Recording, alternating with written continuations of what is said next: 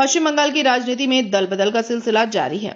इसी क्रम में बीजपुर विधानसभा क्षेत्र अंतर्गत हालीशहर नगर पालिका के पूर्व चेयरमैन राजू सहनी ने तृणमूल कांग्रेस से अपना नाता तोड़ लिया है।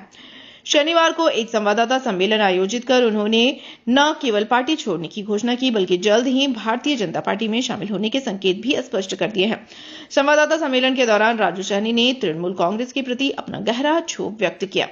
उन्होंने आरोप लगाया कि पार्टी के भीतर अब निष्ठावान कार्यकर्ताओं की अनदेखी हो रही है और कामकाज के तरीके से वे लंबे समय से आहत हैं। सहनी ने कहा, मैंने भारी मन से तृणमूल छोड़ने का निर्णय लिया है। पार्टी जिस दिशा में जा रही है वहां रहकर जनता की सेवा करना अब संभव नहीं रह गया है। काफी समय से चल रही अटकलों पर विराम लगाते हुए राजू सहनी ने आज स्पष्ट कर दिया कि उनका अगला पड़ाव भाजपा होगा। पत्रकारों के सवालों के जवाब देते हुए उन्होंने कहा कि वे राज्य के विकास और एक नई राजनीतिक विचारधारा के साथ जुड़ने के लिए भाजपा में शामिल होने जा रहे हैं।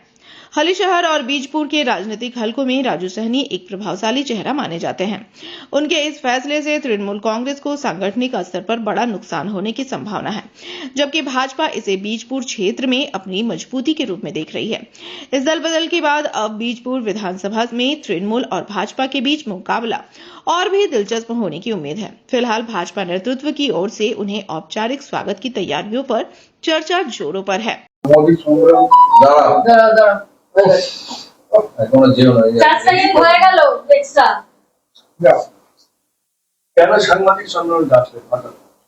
দেখুন, আমার আজকে ডাকার কারণ হচ্ছে আপনারা জানেন যেহেতু আমি তৃণমূল কংগ্রেস করতাম আর এইভাবে আমার সাথে ব্যবহার হয়েছে আর আপনারা দেখেছেন প্রায় 3 বছর ধরে আমাকে কোণঠাসা করে রাখা হয়েছে আর কাজ করতে দেওয়া হয়নি। আমরা দেখুন মানুষের কাজ করতে চাই আর যেই সিস্টেমে এখন চলছে তৃণমূল কংগ্রেসের মানে লোকালে যা চলছে, তো আমি এটা ডিসাইড করেছি যে আমি দল ছাড়ছি। এটাই আমার ডিসিশন।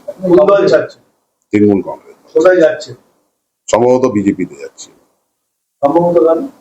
বিজেপিতে যাচ্ছি কেন কি দেখুন, ভারতীয় জনতা পার্টি আপনারা দেখেছেন যেইভাবে অল ওভার ইন্ডিয়া যেইভাবে ওনারা ডেভেলপমেন্ট করছেন, প্লাস যেইভাবে নীতি আদর্শে মোদিজির নীতি আদর্শে, অমিত শাহ নীতি আদর্শে যেভাবে সারা ইন্ডিয়াতে আপনারা দেখছেন ডেভেলপমেন্ট হচ্ছে। আমরা চাই এবার ওয়েস্ট বেঙ্গলে ভারতীয় জনতা পার্টি এস্টাবলিশ হোক আর ভারতীয় জনতা পার্টির সরকার হোক। আপনারা দেখেছেন আমি কয়েক বছর আপনারা দেখতেই পেরেছেন যে আমি একদমই অফ ছিলাম, যেহেতু আমার সাথে যেই ব্যবহার করা হয়েছে প্লাস যেইভাবে ইনভ্যালিড করা হয়েছে। অনেক জায়গায় আমাকে যেরকম ভাবে ধরে নেন ওয়ার্ডে কোনো প্রোগ্রাম করলে ওনারা মানা করে দিত কাউন্সিলরদের যেতে না, সেটা আমি উচ্চ নেতৃত্বকেও জানিয়েছি, কিন্তু তারপরেও কোনো রিয়াকশন দেখিনি আমি। তো এটা ক্লিয়ার ছিল যে ওনারা হয়তো এটাই চাচ্ছিলেন যে ওরাই ঠেলে দিতে চাচ্ছিল যে আমি যাতে অন্য পার্টিতে যাই। আমি পার্থদাকেও জানিয়েছি, বিধায়ককেও জানিয়েছি, কিন্তু তারপরেও কোনো রিয়াকশন ছিল না। তো এটা ক্লিয়ার ছিল যে ওনারা নিজেরাই চাচ্ছিলেন যে আমি যাতে দল থেকে বেরোই। পার্থ ভৌমিক মশাই এই বিষয়ে আমি জানিয়েছিলাম যে আমাদের ওখানে প্রোগ্রাম হয়েছে 2024-এর ইলেকশনে। আপনারা দেখেছেন যখন ইলেকশন ছিল তখন দল আমাকে প্রায় 1 মাস 20 দিন আগে আমাকে প্রচারের জন্য নামায়। যেই ইলেকশন হয়ে যায় তারপরে আবার নাকি আমি বিজেপি ঘোষিত হয়ে যাই। তো এই ধরনের ব্যবহার আমরা দেখেছি, এর জন্য তারপরে আমি বসে যাই। তো সেইটা রিপিটেডলি এই ব্যবহার হতে হতে হতে হতে আর ইচ্ছে নেই এই পার্টি করার। না, আমি কারোর সাথেই যোগাযোগে নেই, দল থেকে কোনো প্রস্তাবের ব্যাপার নেই। না, আমি এখনো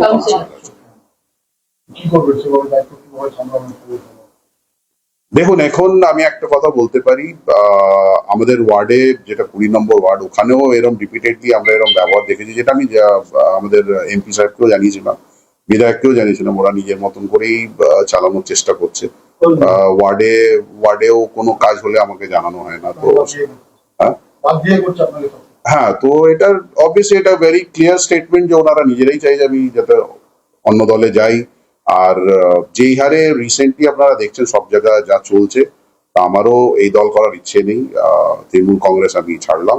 আর আপনারা দেখেছেন হালিশহর অঞ্চলে আপনারা যেভাবে অত্যাচার হচ্ছে, সারা বীজপুর অঞ্চলেও আপনারা দেখেছেন।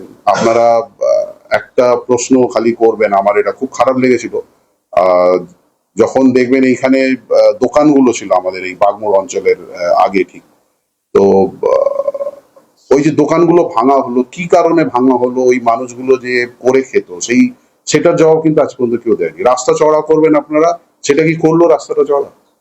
পুজোর আগে ওনারা ভেঙে দিলেন 3 নম্বর ওয়ার্ডে, আপনারা দেখবেন পীর বাবার যে মন্দিরের আগে যে দোকানগুলো ছিল, তো সেটা সবকটাই ভেঙে দেওয়া হলো ঠিক দুর্গাপুজোর আগে। সেই মানুষগুলোর ব্যাপারে কেউ ভাবলো?